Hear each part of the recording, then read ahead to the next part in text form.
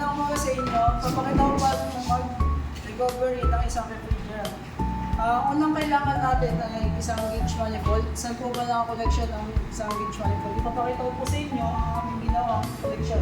Ito po ang aming connection kung saan po ang low side is papuntang suction line. Tapos ang high side naman po is papuntang liquid line. Tapos ang center connection natin is papuntang recovery machine, tapos puntang tangke.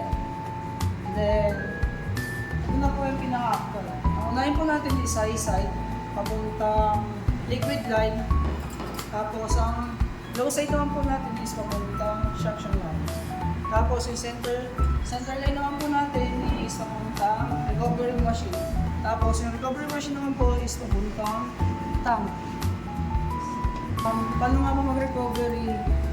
Ang gagawin po natin is kailangan po natin unahin ang pula o high side po para po ma-recover natin. Saan po natin siya at kailangan po natin is makakita ang pag-zero niya po. Pagka nag-zero na po siya, okay na po. Tapos sarado naman po natin, tapos open naman po natin itong low side.